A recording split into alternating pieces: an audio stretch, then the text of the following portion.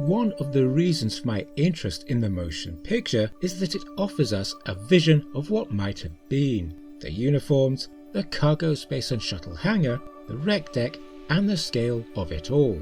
Similarly, the technical manual of 1975 offers another vision.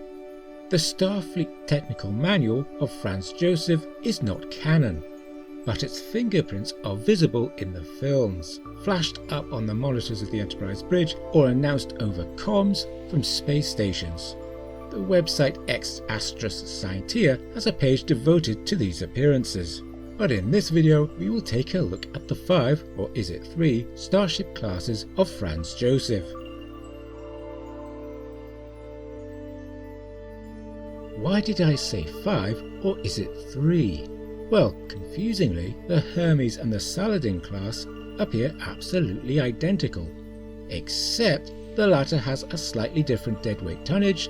It is 500 metric tons heavier, more phaser banks, and torpedo banks. Both, however, have single nacelles whilst lacking engineering hulls.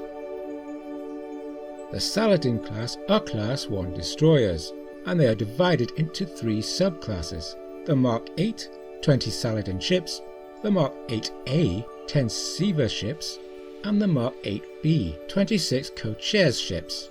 The Hermes class are described as Class 1 scouts. Like the Saladins before them, the ships of this class are divided into 3 subclasses: the Mark 7, 15 Hermes ships, the Mark 7A, 16 Monoceros ships, and the Mark 7B, which are specially fitted for what is described as regular duty as command and diplomatic cruisers, 9 Cygnus ships.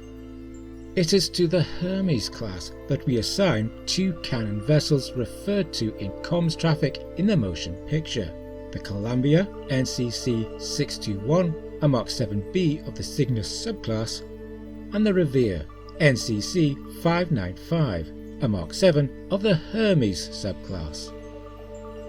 I rather like this next one, the Ptolemy class transport, or tug. We have a return to the dual engine nacelles, and as they are Mark 6 ships, they must predate the Saladin, the Hermes, and the Constitution, at least in the Franz Joseph chronology, even though their hull registries are higher. The Ptolemy ships are for hauling. They come with transport containers for products, refrigerated goods, dry bulk, liquids, and people, the latter in the shape of the Starliners, large enough for 500 passengers and 165 officers and crew.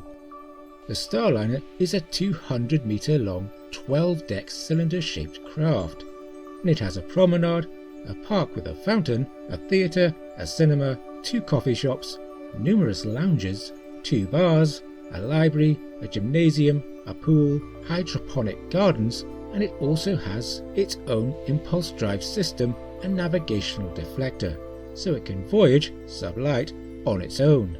The Ptolemy class are divided into, yes, 3 subclasses: 15 Ptolemy Mark 6s, 15 Kepler Mark 6As, and 110 Mark 6Bs, called either Doppler or Dolland. Both are marked so in my copy of the manual.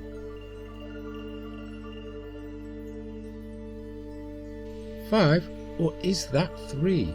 The Saladin and the Hermes might be the same design, whilst the Constitution class did not originate from Franz Joseph, and so I say 3.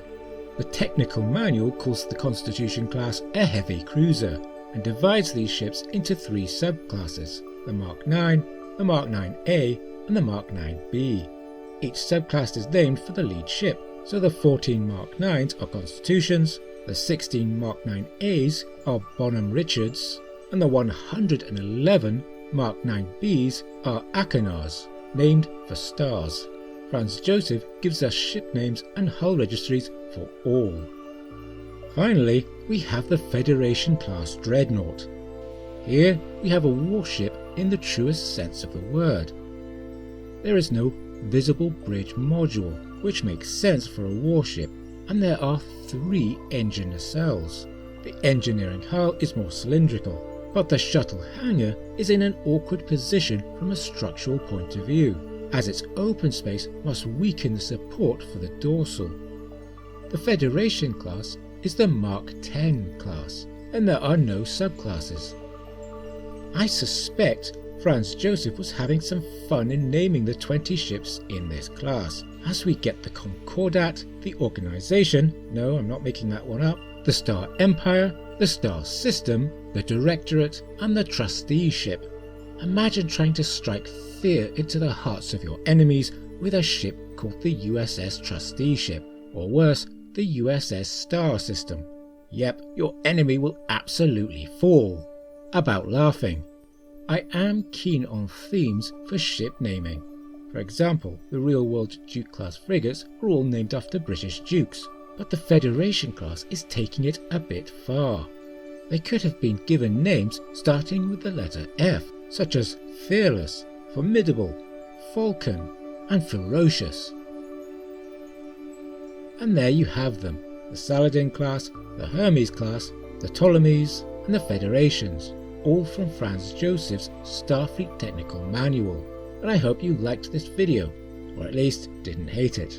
And if you did like this video, then press the like button, share the video on social media, and subscribe to this channel.